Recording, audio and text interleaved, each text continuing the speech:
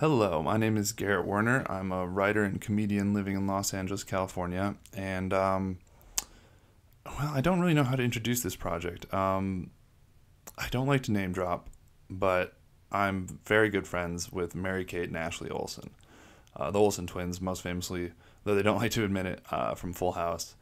And one of their more recent projects is 8 years ago, in 2008, they published a book called Influence. It's a beautiful coffee table book filled with wonderful images and interviews with a couple dozen people that Mary Kate and Ashley Olsen have decided are some of society's most influential creators. Is that right, girls? Yes, that's correct. That, of course, is the voice of Mary Kate Olsen. Unmistakable from anybody else's voice. And then Ashley, would you like to say a few words? Hello, thank you for doing this, Garrett. Of course. I mean, I'll do anything for you guys. You guys are great friends of mine. And so we're just now recording this audiobook, 8 years late, but, better late than never, I guess. We've been extremely busy. No, I know. And you guys keep absurd schedules. And so I'm glad you just found any window to do this, and you asked me to help. So how this is going to work is I'll be reading the voice of whomever you're interviewing. Yes, and I'll be reading for Mary Kate Olsen, of course, because that's you. And I will be reading for Ashley Olsen. Also makes sense. So with that said, I think we can dive right in. The first interview is with dress designer Diane von Furstenberg. Am I pronouncing that correct? Yes, that is correct. That is her God-given name. All right. So my voice again will be Diane von Furstenberg, and then Mary Kate and Ashley Olsen voices. I mean, they're well-known voices. You guys could pick them out of anywhere, so you'll know when they're there. So let's begin. So we're supposed to talk about the people and things that inspire you, right? Yes, exactly. We didn't want this to be a book about us. We wanted to focus on the others that we think are influential. People like you. What sign are you? Gemini. Born on Friday the 13th. No. Yes. I think I took one personality, and she took the other. That's amazing. But you really love each other. It's a connection and love that we can't describe. Talk to me about the book. It's about influence, about the artists and image makers who we think have had an impact on our cultural landscape. And, in a way, we want to help educate our generation and the generations before and after us, if they read this, about what other people have done with their lives to become influential. Exactly. You're a complex woman who has built and maintained a huge company from a very young age while raising a family. I admire you for your hard work and independence. We want to hear your story. Okay. I was born in Belgium. The thing that is special about my birth, and that at the end I now realize really explains everything, is that I'm my mother's revenge. When my mother was 21, she was a prisoner of war in Germany, and she went to a concentration camp, and she stayed for 14 months. When she came back, she weighed 49 pounds, and the doctors said she couldn't have children for many, many years. She'd gained some weight and was close to being normal after 6 months, but the doctor still said it wasn't time. And 2 years later, I was born. So in many ways, I realized that I am my mother's revenge, She always said that she didn't die so that I could be born. I was a miracle at birth. I think that explains much of my character. What also explains me is that, as a child, she never told me that people could be evil or stuff like that. The only thing she told me was that fear is not an option. And the other thing is that you have to be your best friend. And early on, I was lucky to become my very best friend. That gave me so much more strength. No matter what happens, the ups, the downs, the this, the that, I'm always with me. And I have a great relationship with me. And I think that's probably my best thing, the relationship I have with myself. When did that come to you? I had it pretty early on. But even when you're frustrated and you feel unattractive and whatever all those negative emotions are that we all have, nevertheless, I always had a good relationship with myself. I always counted on me, and I always ended up being with me. And as far as my career, I didn't know what I wanted to do, but I always knew the woman I wanted to be. Now I sound like the American infomercial or something. No. We're intrigued. Go on. But it's true. It's true. I always knew the woman I wanted to be. I knew I wanted to be a woman who was independent, a woman who was in the driving seat, a woman who didn't need for the man to decide. So I could sleep with anybody, and I didn't care if they called the next day. Let them worry if I call, you know? And that is really what I wanted more than anything. I didn't know where I was going to end up, but I knew the feeling of the woman I wanted to become. Fashion was an accident, kind of. I was an intern for this man who had a big factory in Italy, and he had a crush on me. I was learning from him, even though I didn't know I was learning. Now I know that I learned about printing and about fabric and about fit, all from him, but I didn't really know at the time. Where was this? In Italy. But meanwhile, I had met Egon von Furstenberg, who was a very attractive, good-looking young prince. I met him when I was 18 and he was 19. We went out together when we were at school. Then he went to America and I went to work for this guy in the factory. He came back and we kept in touch, so to speak. When he came back, we became engaged. Even though he gave me a ring, I didn't really take it very seriously. But we had an engagement, and that very night I wanted to feel sexy. So I said to him, "I'll make you a son." It was really more to be sexy than anything else. I was a very young girl. But sure enough, I got pregnant with Alexander, and I was really upset because I thought, oh my God, this is the worst scenario. I wanted to be this independent woman, and now I'm getting married and I'm pregnant. At the time, this was not what I wanted. How old were you? 21. And this was a time when things were different. Abortions were not as controversial then. We didn't have AIDS, you know. So Egon was in India, and I sent him a telegram saying that I had a baby, and I didn't think I should keep it. Instead, he tells me, no, we're getting married. I thought, oh my God, I couldn't believe it. Here I wanted to be this independent woman. You told him over telegram? Yes, but I had told him in code. I said I was going to deal with it, and he said no, and that we were going to get married. This was exactly what I didn't want. I'm marrying this attractive, good-looking, rich prince. So it really looks like I've put myself in this situation on purpose, like I got myself pregnant to get married. So I go to this man in Italy who I was working with, and I said to him, listen, I'm getting married and I'm going to move to New York, so it's really important that I make a few clothes in your factory and try to sell them in America. And that's how it started. Yes, that's how I started. And then I came to America and I had Alexander, and 3 months later I became pregnant with Tatiana. It was a whole different life. I was married, going out, living the life, and starting this company that became successful very early. At 28, I was on the cover of Newsweek. I think it was too much for my husband, so we separated. That's it. Did you come straight to New York? Yes, I was living in New York. I was basically doing nothing until I got married, and then I had 2 kids. I started to work, and I did everything. And then from that moment, I didn't stop.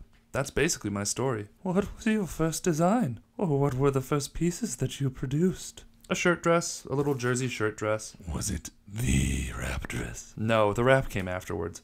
There was one little wrap top, which then turned out to be a dress, and then became my iconic piece. But it was all about the fabric, the jersey. At the time I came to America, and there was Halston and Giorgio Sant'Angelo and all these people, and so I was inspired by the movement. But I made clothes that were kind of proper and weren't very expensive. Later I became a brand before I knew it. I branched out into all these different products. I went into cosmetics and made that a success, and then I sold everything and moved to Paris. By then my children were teenagers, and I was in love with a writer. I sold everything, and then the company completely disintegrated without me. It became nothing. And then I started to see young girls wearing the old clothes from the vintage shops, from when I was at the company, so I started everything up again. That was 10 years ago. So you've never had any sort of downfall? Oh yes, I've had many downfalls. Of course. The end of the company the first time, I've had cancer, other things. I've had plenty of downfalls. But how did you figure everything out along the way? How did you get people involved, and how did you pick your team? At first I had men, which was always the wrong thing. I just assumed that a man in a suit was the right thing for a company. That's not true. No men anymore. Everybody's a woman here practically. I made many mistakes along the way, but I've always rearranged it. Something is bad, then I say, okay, this is it. I have to deal with it. And then you rearrange it and you see the right thing. You've learned to trust your instincts. How do you design from season to season? You know, it's always a little bit of the same in the sense that I am inspired by women and I design to inspire them. I love women. I mean, I love men too, but I respect women so much. I think women are so strong, so interesting, so resilient, all of that. I was lucky because I became the woman I wanted to be, through fashion. And therefore, while I was becoming that woman, I was giving other women the tools to be the women they wanted to be. That's what turns me on. Me too. That's what I like. I know how to do that at this point. I've had a long life, and I've had lots of boyfriends and lots of whatever. I've had everything I wanted to have, actually. You know, I can say that now. I have wonderful kids, great grandkids. Is there anything else you want to accomplish? Sure. I have a vision of where I want to be in this whole thing, and it's definitely on its way. I want to be more involved with organizations that empower women. That's what interests me. That's really what interests me. Is that why you're working more closely with CFDA? You're the president. Talk about empowered women. The CFDA asked me to do that, and at first I didn't want to do it. But I'm very good at getting people together. Then I speak all the languages, so I can deal with the French, the Italians, and so on. I simplify things, you know? I've learned how to have it all, and in order to have it all, you've got to work for it. It's not given to you. We know about working hard for things. I take pride in our work ethic. Yes, you've got to work for it. But to be able to have it all, you have to give back. Because giving back is part of what you get. It's a privilege to give, and to share. This is the second time I've developed this company, and now I'm everybody's mother. The president of the company, I could be her mother. I could be everybody's mother. So it's nice, you know? I'm enjoying the aging process. I really am. There's a lot of advantage about aging, too. I love aging, too. Yeah, but you love aging when you're 20, and I'm 60. It's a bit different. I know, but there's some security each year that goes by in my 20s. Like you, we've been working since a young age, and we've experienced some successes. But each year that goes by gives me more confidence. When did you move into this building? I built this building. This was a butcher's. I completely created the entire building. I used to be on 12th Street. When I started this company again, I bought this little carriage house on 12th Street, and then I decided I would sleep there because my real home is in Connecticut. Oh, okay. How often do you go home then? On the weekends. But when I'm in New York, I sleep here, above the office. It's divine. Wait until you see it. You have some amazing furniture in this office. Who are some of your favorite furniture designers? I like the 20th century, so Michael Graves did this. These I bought in a flea shop. It's a combination. These are from Norland in the 70s. This is Gibbons. I like bold things. You have quite a collection in your office, too. That's my daughter, and that's my mother. I recognize the picture of your mom from Bob Colacello's book. Isn't that the same one? He's in the book as well. We had a great conversation with him. He's sweet. He was telling us about Interview magazine when you were on the cover and the story behind it. When I was on that cover, that was in 77. I have curly hair, but I used to iron my hair. I always had my hair really, really straight. I took this cover picture with a friend of mine, and it was late at night, and after we did the picture, he said, "Okay, now wet your hair." I said I didn't want to, that my hair was curly, and that I had just straightened it, and if I got wet, it would curl. He said, "Precisely, we've already done the shoot, so let's do it." And then I saw myself on the cover, and from that moment on, I left my hair curly. Were you a part of the Warhol scene? I was here in the 70s, and to some degree I was in that scene.